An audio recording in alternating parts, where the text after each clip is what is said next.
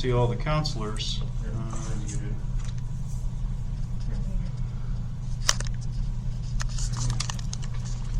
Good evening, everyone. Looks like we are still waiting on one counselor to join us. I suppose we can get going because it is 6:30, and welcome to the May 2nd meeting of the Council for the Town of Edgewood. Call the meeting to order. First item is Pledge of Allegiance. I pledge allegiance to the flag of the United States of America and to the republic for which it stands, one nation, under God, indivisible, with liberty and justice for all. I salute the flag of the state of New Mexico and the Zia symbol of perfect friendship among united cultures. Thank you, everyone. First item on this evening's agenda, if I can fit into this place to sit, is approval of the agenda. I would make a motion to approve this evening's agenda. Do I hear a second? I'll second, sir. I hear a motion and a second to approve this evening's agenda. I see Councilor Jaramillo has joined us. Councilor Jaramillo, how do you vote? Aye. Councilor Holly. Aye. Councilor Abraham. Aye. We have unanimous approval of tonight's agenda. Next item on our agenda is the consent agenda. Council, Mayor Pro Tem, I have a quick request. According to the Open Meetings Act, you need to take roll of everyone who is here and identify who's in the room with you. Okay, so we can certainly do that real quickly. So, Councilor Abraham, are you here? I'm here. Councilor Holly. Present. Councilor Jaramillo. I am here. Okay, so we have, myself is here. We also have our clerk treasurer. We have our roads department director? Manager? Supervisor. We have an employee, prospective employee. We have the town's attorney. We have the police chief. We have our IT guy. And we have a representative from the Estancia Basin Water Planning Committee. That's who's here in the room. Thank you. You're welcome. So, once again, the consent agenda. I heard a motion. If we could rehab that motion, please. Who made the motion to approve the consent agenda? I don't think we did, but we do need to pull them out for discussion because there were some changes. And we probably need to vote on minutes for November 2nd separately. Could you state that in the form of a motion, please? Sure. I make a motion to pull the consent agenda items separately. Second. We have a motion and a second to separate all of the consent agenda items. How do you vote, Councilor Abraham? Aye. Councilor Holly? Aye. Councilor Jaramillo? Aye. I'll go along with it. I guess I'll vote with it. We'll see what happens. Councilor Jaramillo, you have taken everything out, so it's your topic. Okay. On item A, council meeting minutes for November 2nd, 2020. I make a motion to disapprove these minutes due to gross inaccuracies. Second. Okay, once again, I'll caution everyone that this motion has been made in the negative. We have a motion and a second. Councilor Jaramillo, how do you vote? I vote aye to disapprove the minutes. And Councilor Holly, how do you vote? Nay. Councilor Abraham, how do you vote? Aye. And I vote nay. This motion dies for lack of a majority. Item B.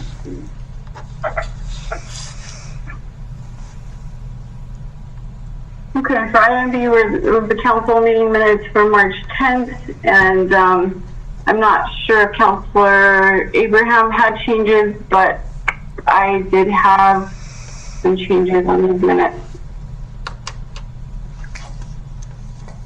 Okay. When were those? When are we going to see those changes? So I gave them to Courtney yesterday. Okay, Counselor. Yeah. Counselor, you can certainly vote to table these at this time, and we can certainly take a look at what you submitted yesterday. But if you need changes, we need to do it timely. I'm sorry, but the day before a meeting is not the day to submit changes to items that have already been posted on the agenda. And I believe you know that. Okay, it's never been a problem in the past, but I understand. Get them on there for next time. So I will make a motion to table items B, C, and D for the minutes to give plenty of time to review the changes that were submitted.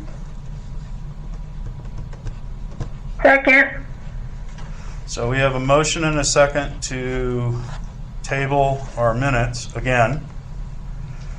Do realize these meeting minutes have been out and reviewed multiple times now.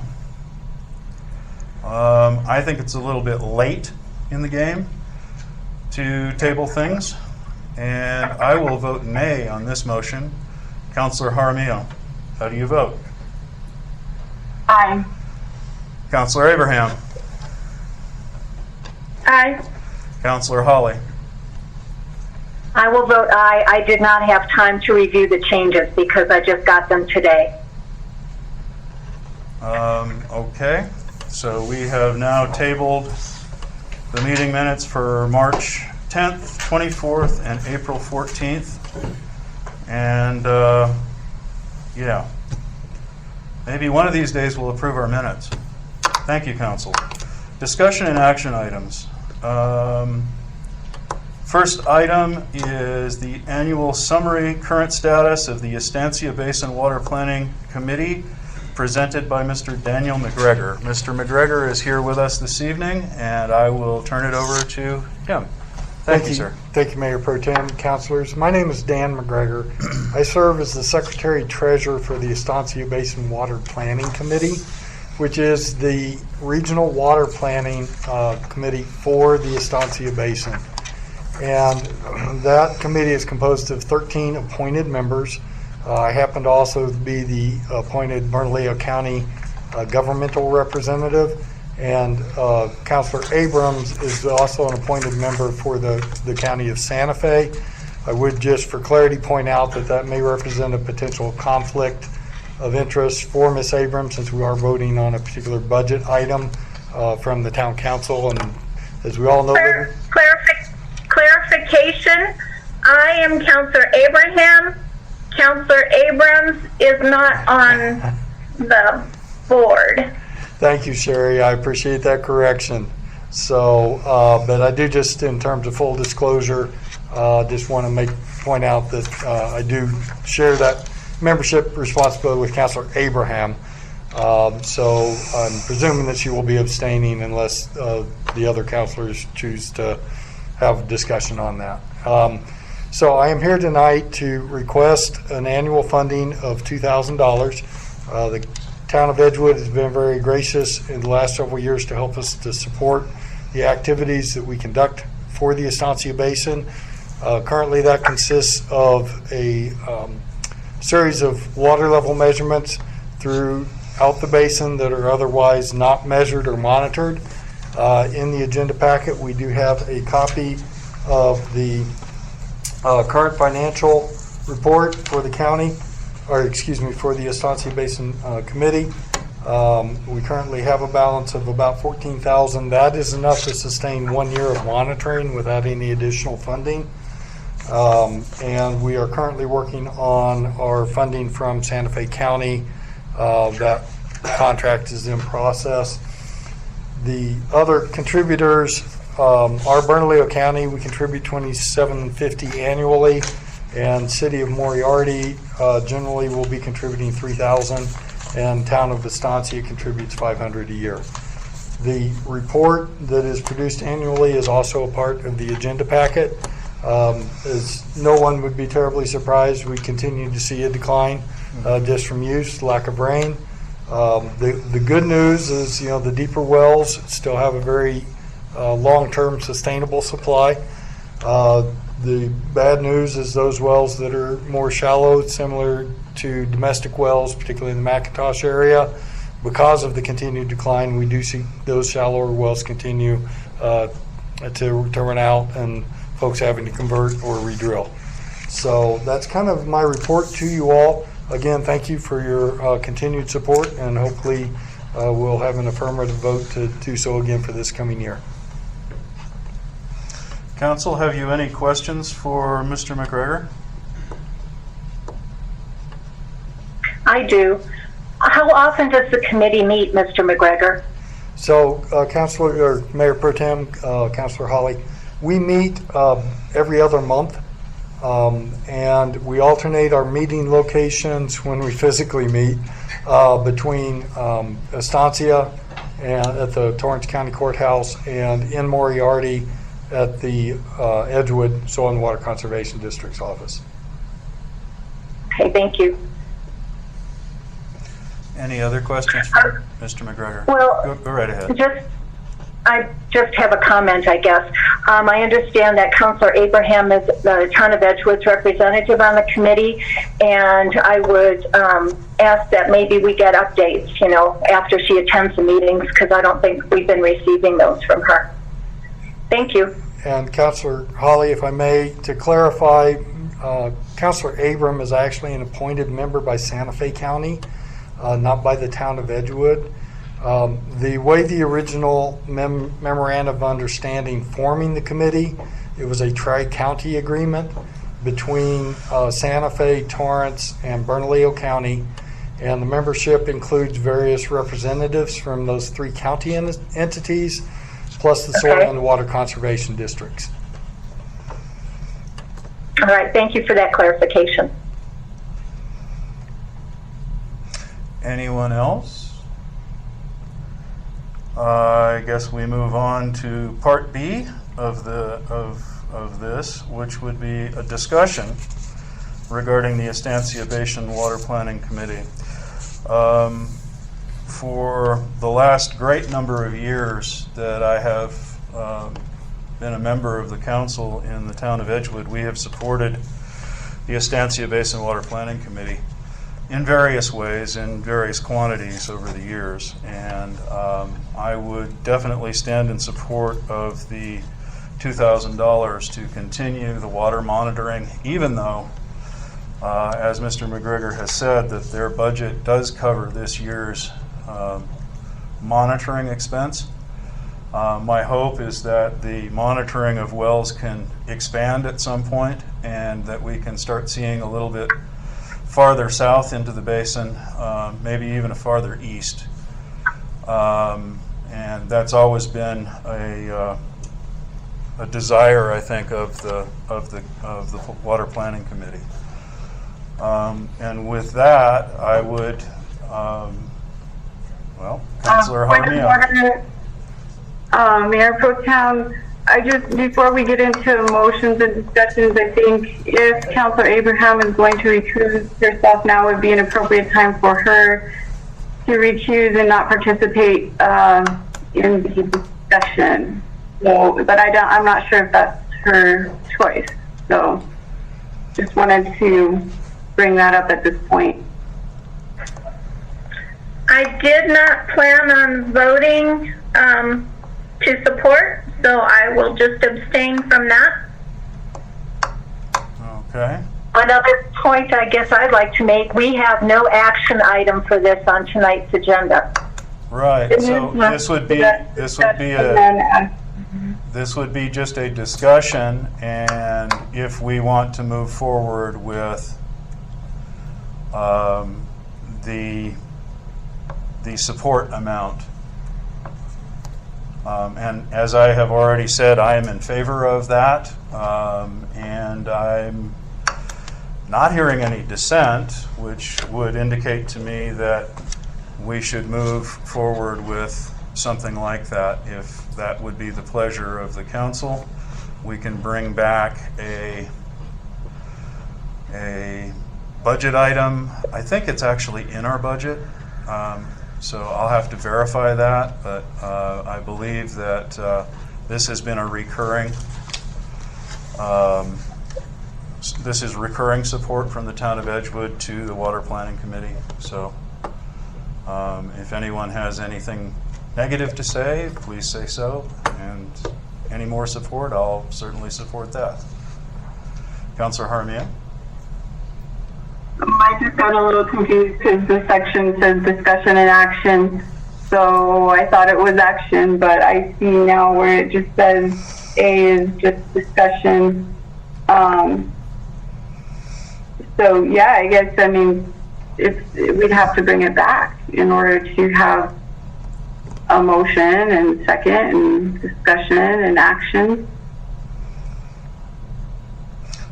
Well, there's no motion and second and action item, but there seems to be consensus that this is something we should do.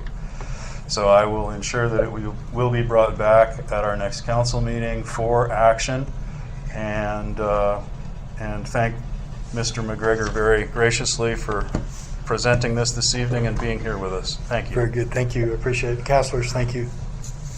Thank you.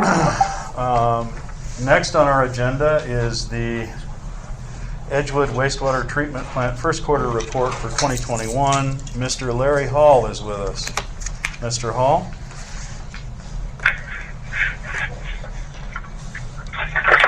Thank you. I'm glad to be here. I think you all have a copy of the current report. Is there any questions or anything I can clarify on the report? I have some questions that I had emailed to you earlier, or to Juan to email to you. Do you have responses to those? I did receive an email, yes, from Juan. Okay. You want Are you going to be going through those questions as part of the discussion? Sure, I can do that. Do you want me to just go through the questions? Do you want to ask the questions? Well, I thought first maybe you could just talk about the report, what's going on with the plant, and, you know, have we replaced any membranes? How many do we have in there? We have some plates that are on hand that we will be replacing soon. We have not replaced any membranes since the last discussion, the last meeting. We will be replacing some shortly. The biggest issue continues to be the tearing of the plates.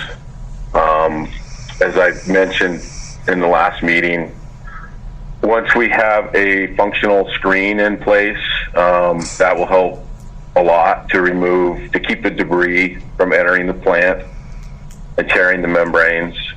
I did receive an email from the engineer. The plans are nearing final stage and close to going out to bid, so there is movement there, and hopefully we can get a screen in place soon to correct the debris issue, which will in turn correct the tearing of the membrane plate issue.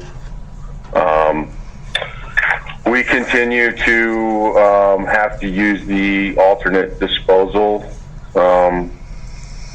site to dispose of the water.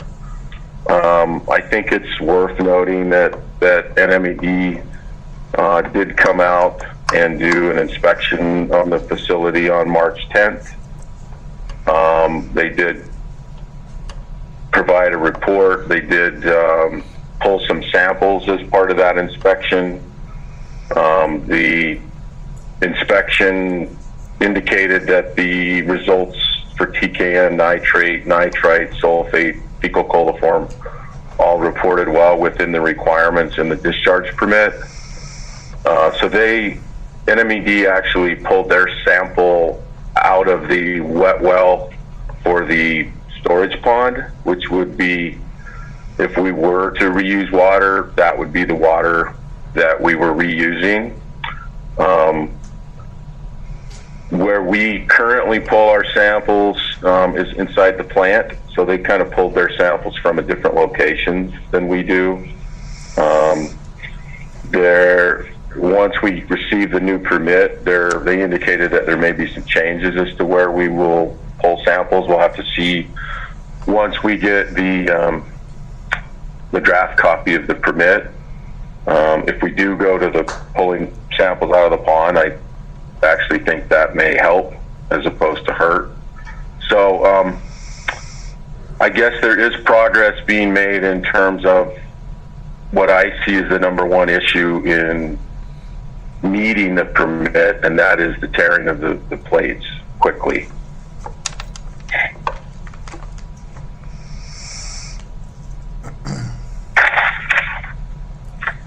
Okay, my next question was the peak daily flow. If you look in February, there's like a very odd anomaly that it's like double what it typically is. Can you explain what happened? It is a correct number. The number that you're referring to was February of 2021. We had a peak daily flow of 70,100 gallons. That is a correct number, and all I can tell you is we had a lot of flow come in over that period of time. And then about as abruptly as it started, it stopped and went back to normal flow. We were able to deal with it and treat it at the plant. I don't know, it came and went fairly quickly, so I don't know the source. It was an anomaly, so it's difficult. It can be difficult to chase those down. But that we had a peak day of 70,100 gallons. One of the other questions was why did we not see a change in the average monthly flow reported for February? And we did see that. That 70,000 gallons would have been included in the average monthly flow that was reported, which was 30,009 gallons. One is a peak day and one is an average month. So, Right. just for comparison purposes, if we had a peak day of 70,000 gallons, if a quote normal peak day is 30,000 gallons, then that's an additional 40,000 gallons. That would equate to 1,430 gallons more on a monthly average for the month of February. So that would have been reflected in the 30,009 average gallons per day per month.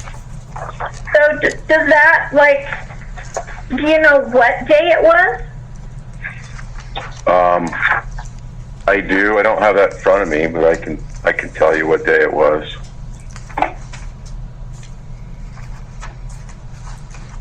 We actually had a couple of days that were high.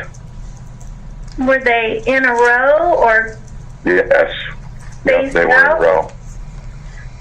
could it possibly, somebody suggested to me that we had a spill somewhere or a stoppage or something that held up that flow.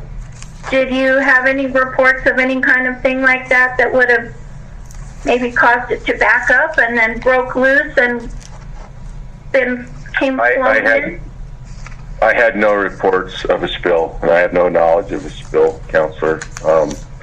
It's also worth noting that I did some quick math. 40,000 gallons is what we're talking about extra. That's just in the one day.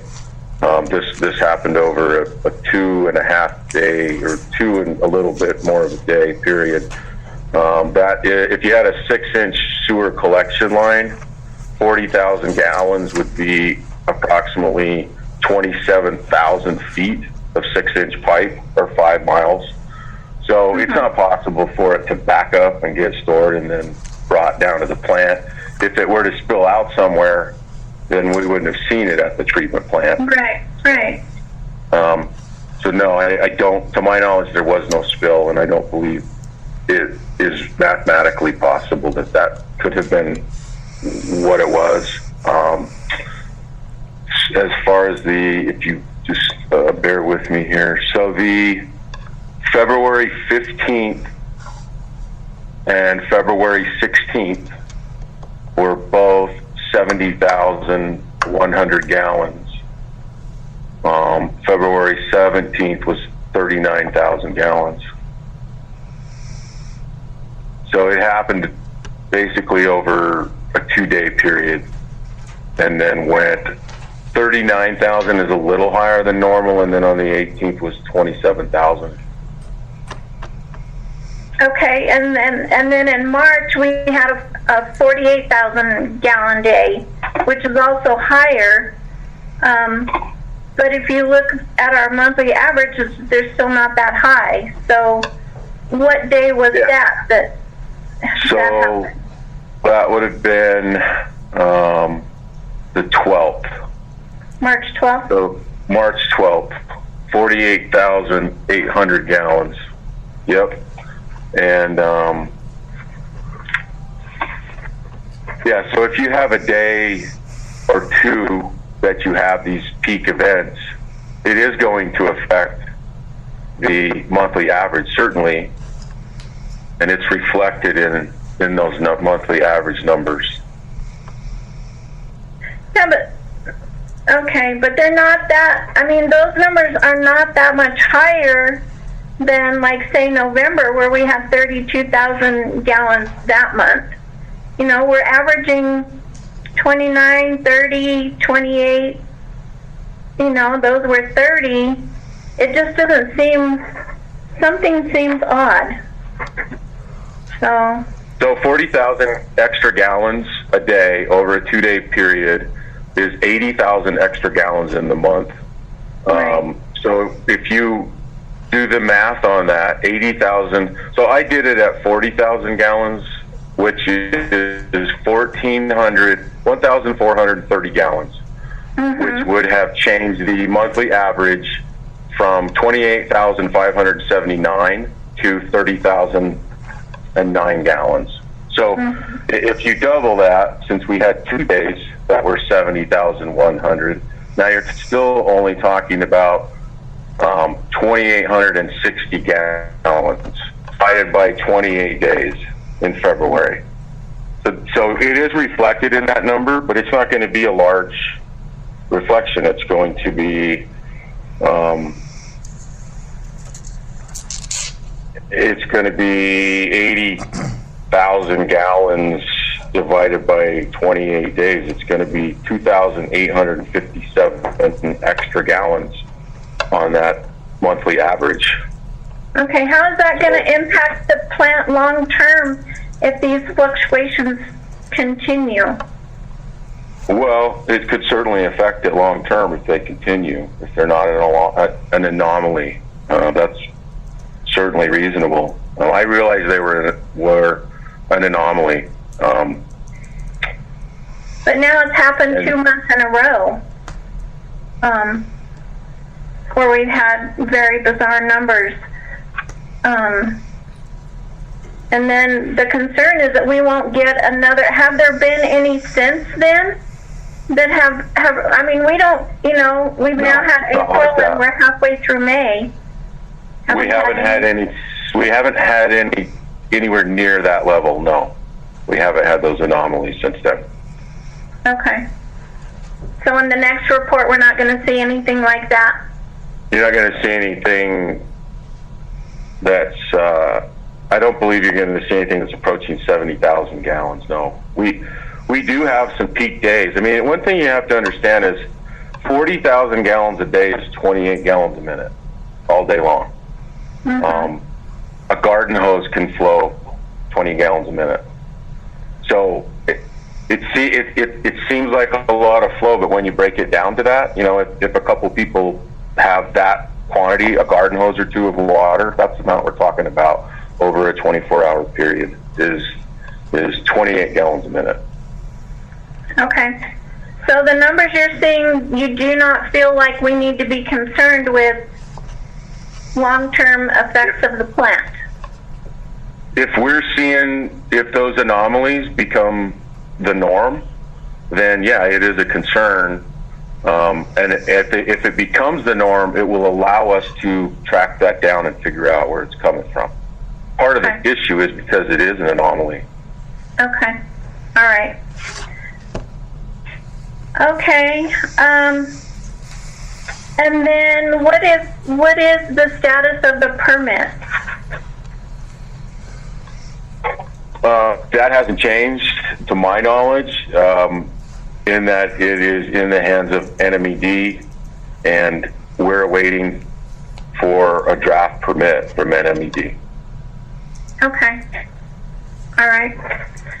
My next question actually is for Mr. Torres. When looking through these reports, I happen to see Joe Finfrock's name on there. That he signed for something. Is he now doing duty in the wastewater plant?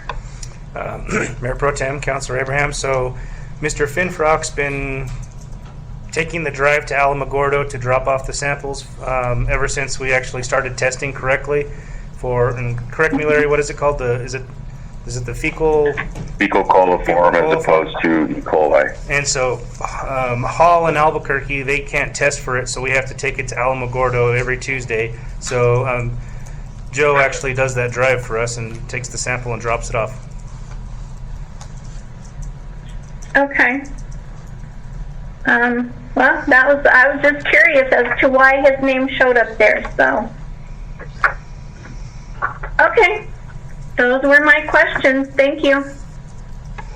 Well, I did hear from community members that the capacity of the permit would be changed or decreased with the draft permit, and I was wondering if you could address that. So that was something that was brought up in a meeting with NMED, and my memory of it, and Juan, you can jump in here. I know you were involved with that, but it's basically that the original permit was set up to have both sides of the treatment plant functional. What we have there now is we don't really have anything on the one side of the treatment plant, so they wanted to take that out of the permit. We can add it back in if and when we need it, but it was to clean it up more than anything. It doesn't diminish what's already there. It changes the permit to clean it up. Juan, do you? Yes. So, Mayor Pro Tem, Councilor Adamillo, so what my take from that conversation from NMED is in that original one, they originally put that number in at the maximum capacity of the plant, and they wanted to bring it down to the actual capacity of the plant. So if we if we trigger something where we have to do an expansion, add some stuff on there, that threshold is lower. That way NMED is aware of it versus, I guess, under the current permit, we could essentially go in and add whatever we want up to the maximum capacity and not have to notify NMED. And this way it lowers that threshold, so it basically will increase when we have to notify them of any changes to the plant. It's going to bring our capacity down to our actual versus the theoretical plant maximum. Right, Larry, is that kind of what he explained? Yeah, and the actual would be, there's 2 basins there. One of them have cassettes in it and diffusers and all the equipment that you need for a plant. It also has an extra space for a 4th cassette. So that is the functional portion of the plant right now. On the other side is a concrete basin without a lot of the piping that would be required to have in place to have that functional. So the infrastructure, some of the infrastructure is there, but not all the infrastructure. So I think the idea with the new permit was have the maximum rated capacity based upon the part of the plant that's there and functional, and not that other that's basically a concrete basin. Doesn't that make it more difficult for us to grow, though? Well, we still have to do the same thing as at the plant as far as getting the additional cassettes and doing the additional pipe work. And my understanding from NMED was we can still do that. It just changes the process a little bit where we need to notify them and to do that. So it's increasing their oversight over the plant, then in effect. Yes, that was my understanding. Increases their oversight. Okay, all right. What about different technologies? Are we going to be able to, with this permit, explore different technologies or ways to expand? Well, I guess it's hard to say without seeing the draft permit that eventually will be the final permit. Okay.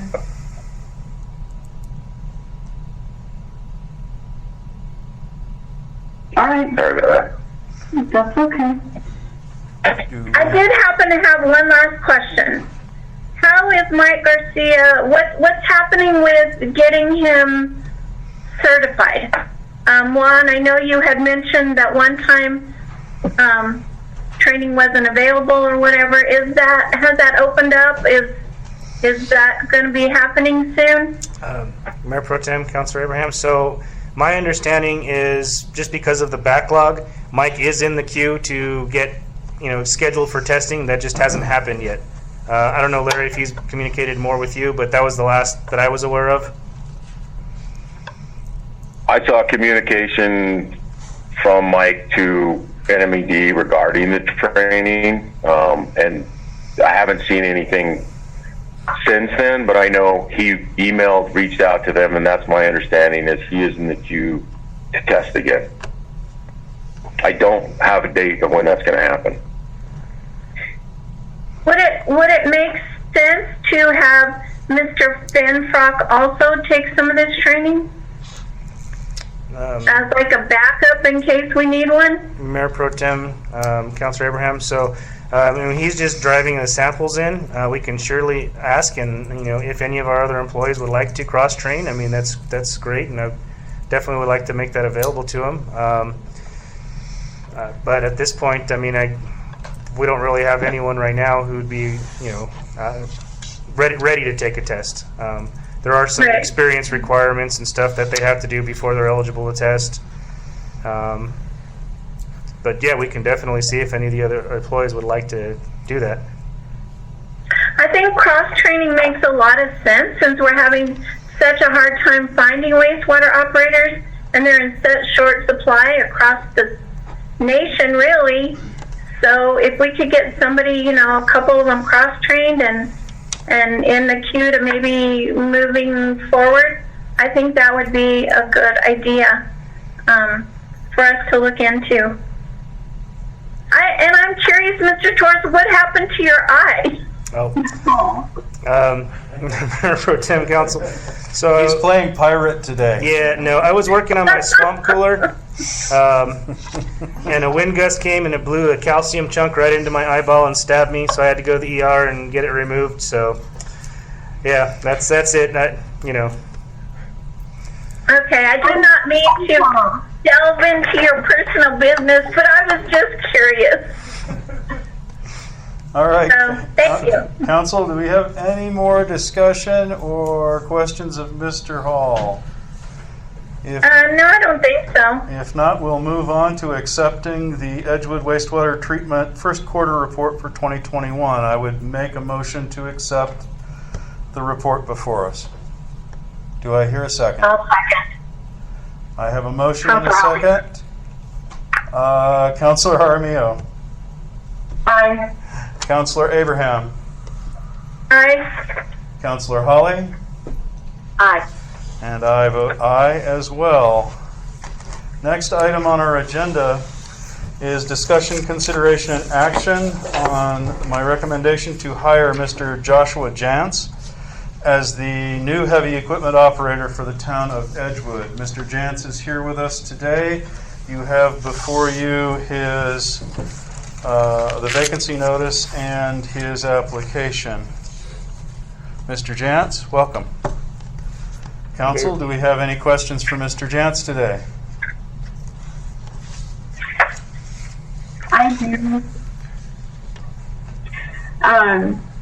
I just wanted to ask where you live. You live out here in the East Mountains? I live in McIntosh. In McIntosh? Yes. Okay. Lived there all my life. Okay. All right. I just wanted to comment on something on your application that I noticed was that you had many years of loyalty with your two former employers, Plant, right, and then Torrance, and that's hard to find these days. I just really wanted to say that I admire that about you, that you were loyal and stuck with those positions and moved up over time, and looking for a better opportunity. Hopefully, I think we can provide that to you. I believe it's a great place to be. So, congratulations on that. It's a good quality to have. All right. Thank you. Any other questions or comments for Mr. Jantz? Mr. Mayor Pro Tem, I do have a question for Mr. Jantz. Yes, Councilor Holly. Mr. Jantz, I was curious to know why you are interested in coming to work in the town of Edgewood. I just was looking for a different opportunity and a different scenery, I guess. I've been in the same place so long. I mean, I loved my job, but I just needed a change in my life, I guess. Okay. Well, you've got a lot of good experience that you're coming with. Thank you. Councilor Abraham?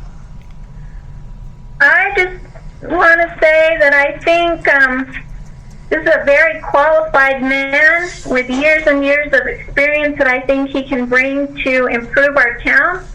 And I just want to say thank you to our road supervisor for really bringing us such a highly qualified candidate. So thank you, Mr. Williams, and thank you, Mr. How do you say your last name? Jantz. Jan? Mr. Jantz, for giving us the opportunity to take advantage of your knowledge. So thank you. Thank you. Well, if we have no more questions of Mr. Jantz, I'll entertain a motion. And, Mayor Pro Tem, I make a motion to hire Mr. Jantz. and I will second that motion. Councilor Jaramillo, how do you vote? Aye. Councilor Holly, how do you vote? Aye. Councilor Abraham? Aye. I vote aye as well. It's unanimous. Welcome aboard, Mr. Jantz. Thank you all. Welcome. Thank you. We look forward to seeing you on our roads. All right. Thanks. Thank you. The next item on the agenda this evening is discussion, consideration, and action on Resolution 2021-07, a budget adjustment for the Town of Edgewood Police Department to purchase a new police vehicle. Council, as you may know, one of our officers was involved in an accident which totaled his vehicle. We are now down a vehicle, and vehicles are very, very difficult to obtain.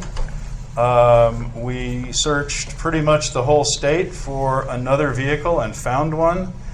And before the opportunity leaves us and someone else picks it up, I would highly recommend that we move forward with this. Chief is here to give us any more information he has and let us know how everything is going. Chief? Mayor Pro Tem, Council, sorry, my glasses are fogging up, I can't see. On the 28th of April, around 8:30 in the morning, Officer Rodriguez was on his way home. He was at the stoplight at I-25 and Candelaria. He went to make a left-hand turn, and a vehicle ran the red line and T-boned him. He was not seriously injured. He had little bumps and bruises. The vehicle was taken to the auto dealership, and they gave me a price quote on it, and they stopped at $30,000 because they knew that the vehicle wasn't worth that. So, as Mayor Pro Tem stated, that we searched the state everywhere. We were not lucky, but then an old colleague of mine who works in Raton is a long auto dealership. Has dealerships in Denver also, and he was able to pull one from Denver to bring down here for us to purchase, which still falls under state contract. And the cost of the vehicle, the new one, is approximately $34,000, and the cost to strip the old vehicle and put the equipment into the new vehicle, along with anything that cannot be replaced, comes to a total of approximately $5,400. And that's where we get the price today. I will entertain. How much are we going to get from insurance, or will we get anything from insurance? It has been submitted to the New Mexico Municipal League. Clerk Torres can give you more details about that than I can. Yeah, Mayor Pro Tem, Councilor Abraham. So, been in contact with the Municipal League adjuster. He thinks it's going to be a total, but hasn't given us his final ruling yet. But we will get something for the vehicle. I'm just not sure what, how much. It is a 2018 model, so it's one of our older trucks, but still some value to it. So I'm not certain at this point in time how much they're going to give us for it.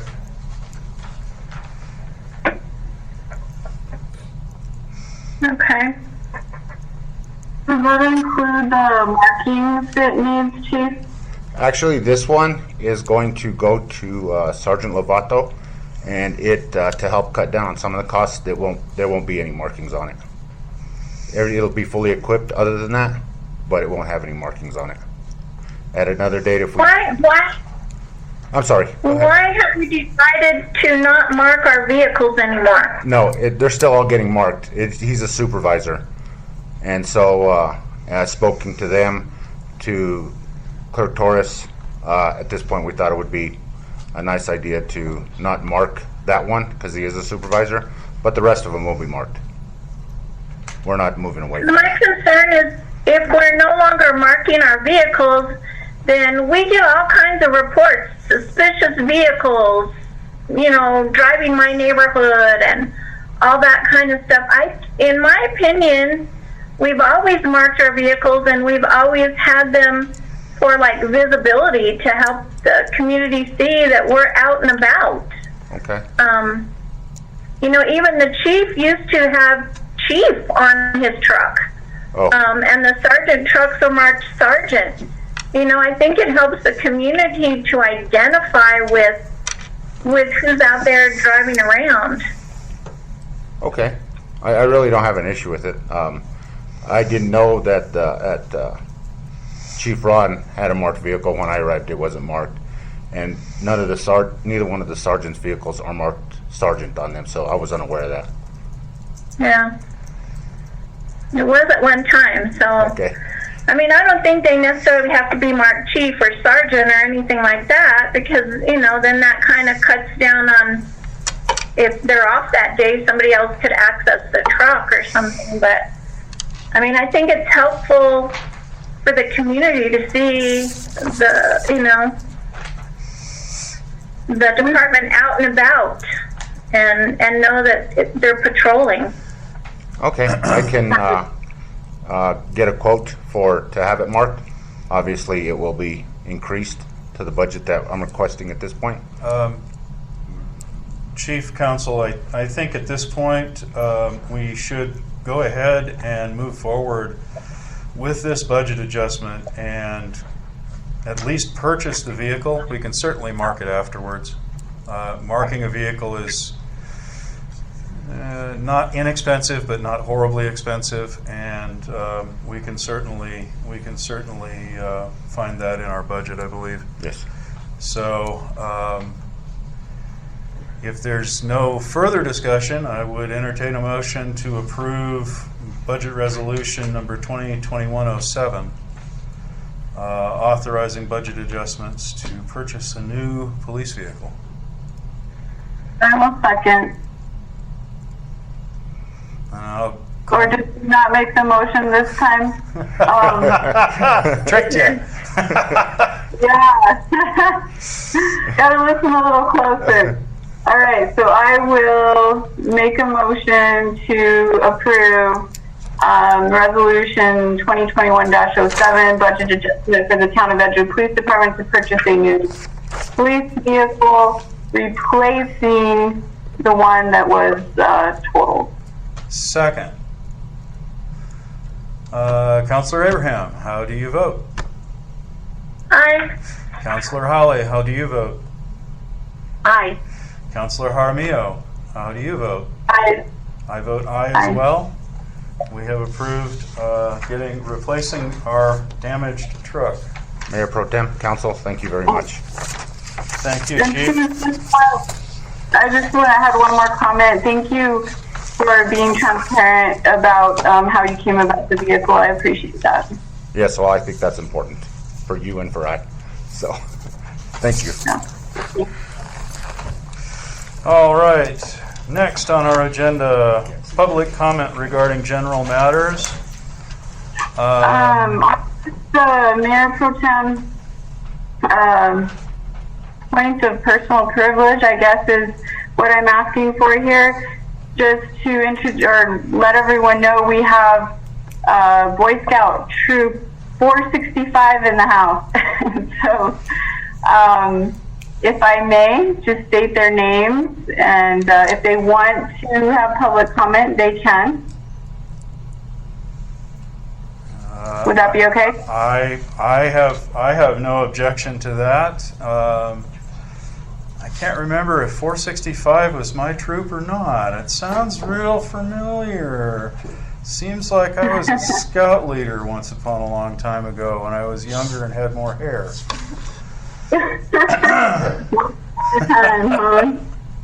Yeah, so they are here in Edgewood. They are learning, they're working on their merit badge for citizenship in community. And so they're learning about community government. Well, you know what it is, but for those who don't know about that merit badge, it's learning about community government and giving meaningful service. So each of these individuals with us tonight have given 8 hours of meaningful service at the East Mountain Pantry for 8 hours each. And so we have, and if you guys want to turn on your videos, you're fine. If you want to make public comment, you can, but you're not required to. Robert Gonzalez, Nathan McMurtry, Baden Duno and Gianna, and Drake Brunke. So I believe they are with us, and hopefully I didn't miss anyone. But Gianna, if you're there, I get everyone.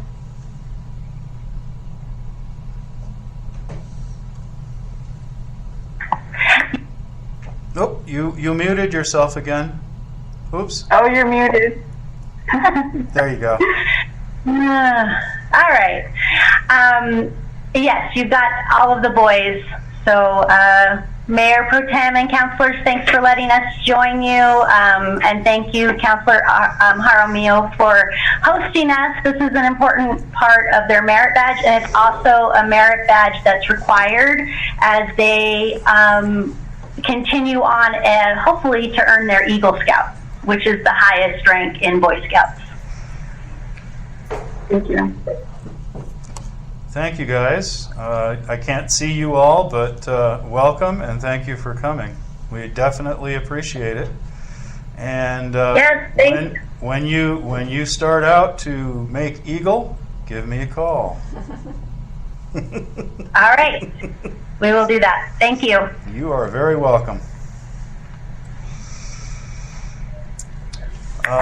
Let's see. Are there any other callers that I see? I only see 2 callers on the line right now. Caller number 2. Caller number 2, do you wish to speak?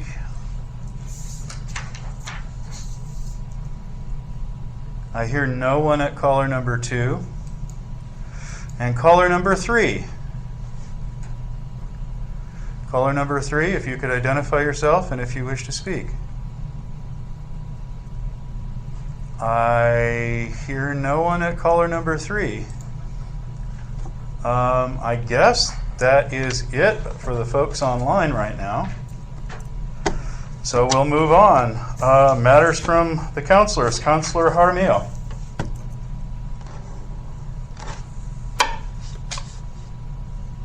You are muted, Councilor Jaramillo. Sorry about that. I guess it's Zoom fatigue or go to meeting fatigue. We forget. We're on these things all day long. Okay, a couple of things that I guess I could bring up under calendar, but I'll just do it now so I don't forget. Budget, I was curious from Mr. Torres when we're going to be starting our budget meetings, workshop, whatever that may be, so maybe he could address that in calendar. Then also requesting that we get an item on the agenda for action for the voting at large versus single member districts. And let's see. Saturday, we were over at the senior center planting seedlings and plants with Santa Fe County Commissioner Garcia, Eugene Barella, Evelyn McGarry were some of the people there, and Councilor Holly as well, and others in the community, and it was a great event. We really enjoyed it. We couldn't have asked for a more perfect day. There's going to need to be some water worked out as far as watering the little plants in the front, but everything in the back, the fruit trees and everything that's there is on a drip system, so that's great. The funding, the $50,000 will go a long way to help supply them and things that they need this year, so I'm excited about that as well. It was a really great day.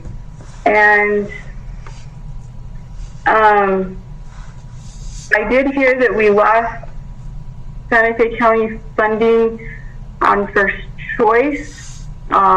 So Councilor Holly, I hadn't heard that from you, but if you could give us an update on that.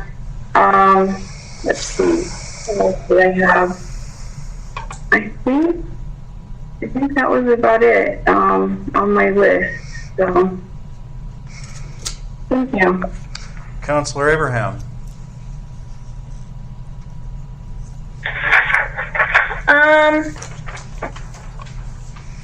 So I also have questions about the budget, when we're going to be starting that process, and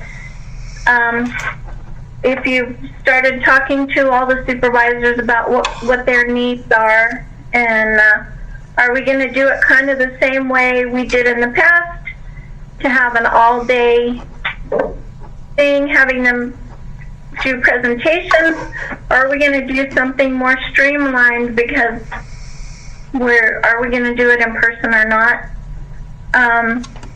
The next thing I have is I really want us to go out for RFP for an attorney.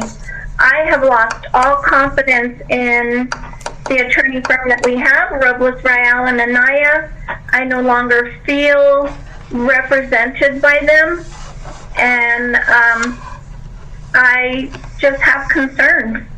I would like us to go out and try and find somebody more neutral, more maybe less conflicted and less controversial to serve us in the upcoming months.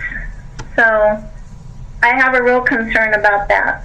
Other than that, that's all I have tonight. So thank you. Thank you, Councilor Abraham. Councilor Holly.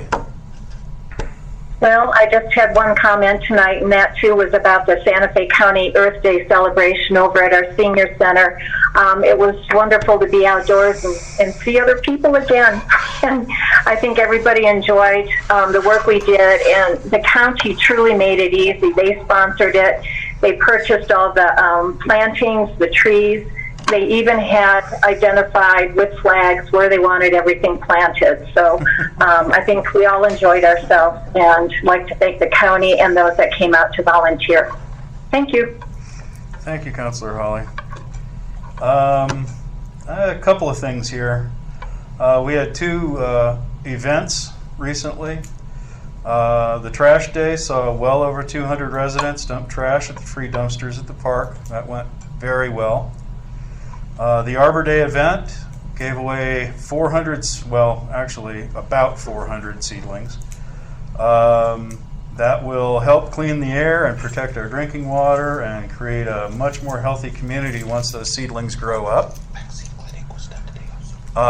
We also had a second COVID vaccine clinic today. I'm not sure of the numbers today, but that went off quite successfully as well. For our internal town events, I really want to give a shout out to the town employees who are involved in this. Most of them are doing this over and above their current positions. And I just want to say a real hearty thank you to Chuck Williams, Pete Romero, Mike Garcia, Joe Finfrock, James Solomon, Courtney LeBron, Amelia Alderetti, Carla Salazar, and our clerk treasurer Juan Torres. You'll be hearing more about events for the summer and fall as we get our staff together to begin planning some of the activities, dependent, of course, upon the public health orders. Another thing that everyone should know is that we have put out for rebid the bridge project. We'll let you know as soon as a contractor has been selected and when the start of construction will be. It will be soon. It's my hope to see Mr. Ring's bridge. I don't see any smiles. Come on. Chuck worked on this for years. I would love to see Chuck's bridge there before the winter, if that's possible. I think it is possible. And at this point, all the funding is ready. We just have to get the guys ready to go and get them out there doing it. Councilor Jaramillo, you had asked about an item regarding voting. I'm at this point, and I believe all of you have seen the letter that we got back from the Secretary of State's office that basically did not answer our questions. Didn't answer my questions anyhow. Didn't say what the default was, didn't say what the process is, didn't say what we need to have in place. I would like to I personally would like to solicit an opinion of the Attorney General's office and ask them, hey, what is your interpretation of this? How does this work? How are we supposed to submit our districting to who? Do we submit it to the Secretary of State and then she submits it to the clerk? Do we submit it to both? Do we submit it to the clerk and she gives it to the Secretary of State? What is the default for voting? How can we do this? And if I can see a bunch of nods, I will go ahead and ask that question of the Attorney General's office. Because I think we need a real way to move forward. Because just saying, yeah, we want to do it, that's one thing. But do we need to do this by ordinance, by proclamation, by resolution? How do we do this? And unfortunately, there's nothing really in the municipal statutes that says how to do it. I think we are, as the fans of Star Trek sort of know, we are kind of out there in the new frontier, because I don't think anybody's done this in a long time. So I'd feel a lot better if we had some direction. Mayor Pro Tem, I just wanted to say that in my brief read of that, she references us back to the local decision. And my guess is that the AG would do the same because it is a local decision. Yeah, so, but how do we do that? Do we have to go to the voters again? No, it doesn't say that. Exactly, I know what it doesn't say. She just said that it just had to be in municipal code, which is another name But the municipal code that governed municipal elections has been removed from the statute. Right. So that isn't there anymore. So we have no direction, and that's been my point all along. I think ordinance would do it, Mayor Pro Tem. I mean, it's a local decision, and an ordinance would be fine, I'm sure. Well, we might be able to do it by resolution, which would be a heck of a lot easier to write. Let's put it that way. Or a resolution, that's probably fine too. Is a resolution enough? And I see this, I don't know. I would love to have an answer because I want to do it right. I don't want to have to... There's nothing that the AD can point to. I mean, I can certainly ask for an opinion. I mean, you know what opinions are worth anyway. So, Councilor Abraham. I have some information here. In the past, we have always called by resolution for the election since the beginning of Edgewood's history. And so all we have to do in that resolution is name all of the positions and how they're going to be done. I actually have this. It's the 2021 regular local election calendar that says beginning June 5th of 2021 and no later than July 5th, 2021. Notifications to county clerk, all local government positions to be filled at the next regular local election.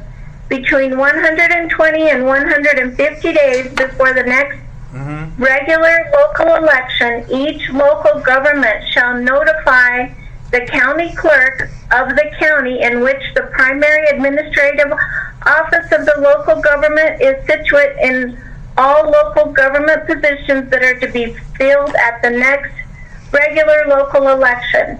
Each county clerk shall inform the Secretary of State of all positions to be filled no later than 112 days before the next regular local election. So this is very clear. That says everything about who's going to run and who we have to inform. It says nothing about redistricting and how you vote once you've redistricted. It says nothing about redistricting and who needs to be informed of the districts in what order.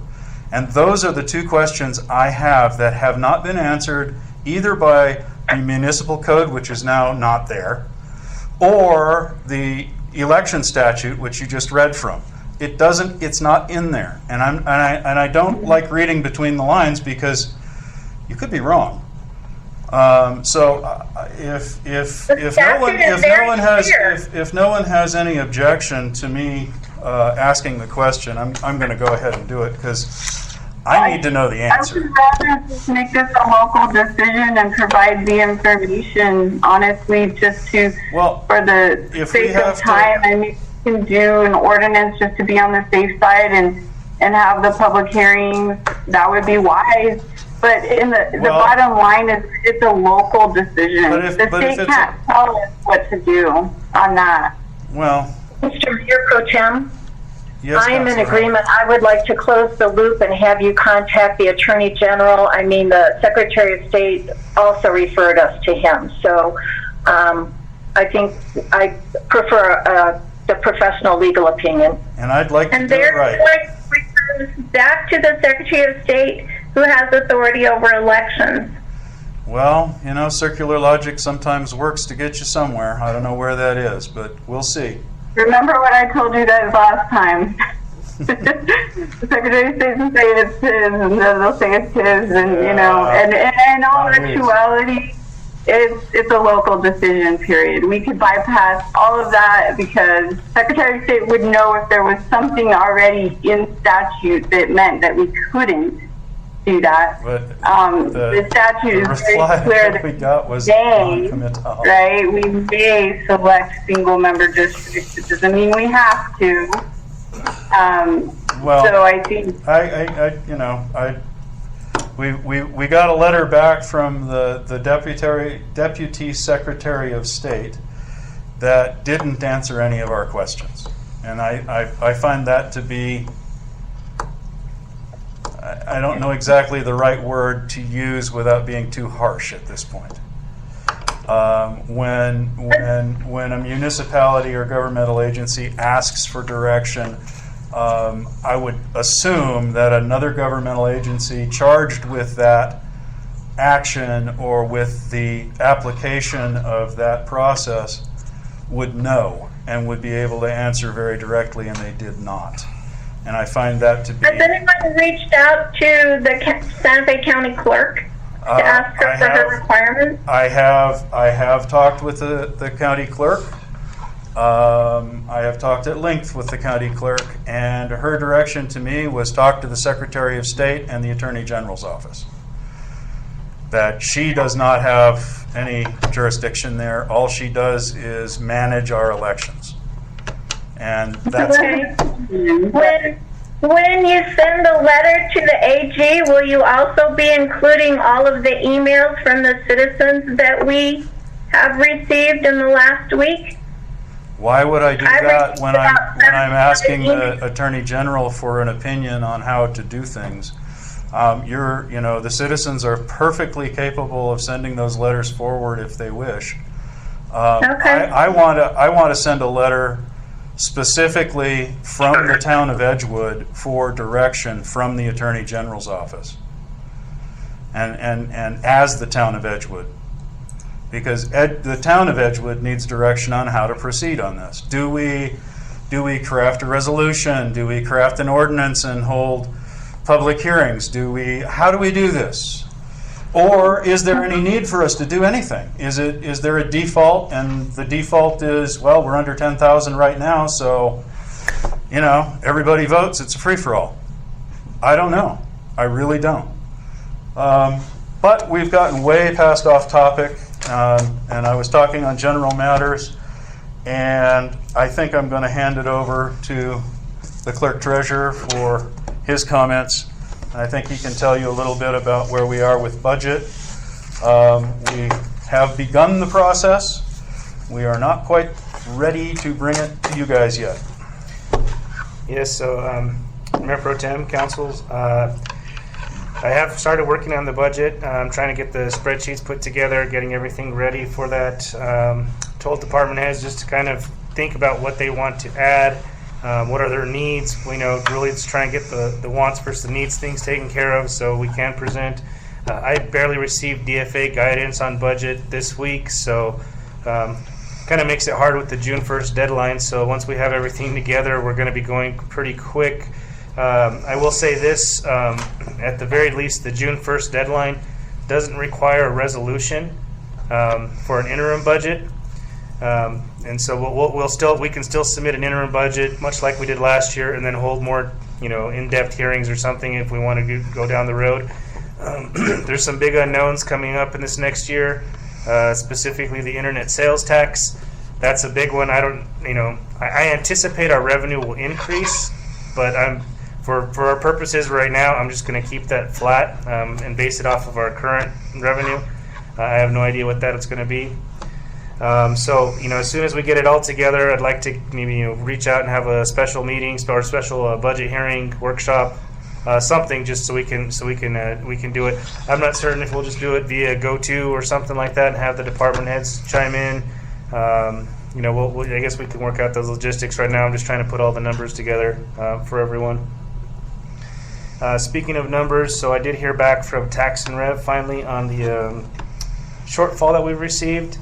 And the response I got back was it was a taxpayer filled out their GRT but neglected to input the hold harmless portion, the food and medicine. So we will be receiving an increase on our distribution going back to October to current. So I'm not sure if that's going to happen on this next distribution we're going to receive next week, or it'll be the June distribution, but they did say it's going to be one of those two distributions. So it was an error on the part of a taxpayer, and we will see that increase. How much, I'm not certain at this point. And that's all I have right now. Well, the next thing we have on the agenda is the next regular council meeting will be May 26th. And I will ask for a motion to adjourn. I'll move to adjourn. And I will second. All in favor, say aye. Aye. I hear lots of ayes. I see lots of ayes. Everyone, have a very good couple of weeks. We will be talking to you again very soon. Take care. Have a good evening.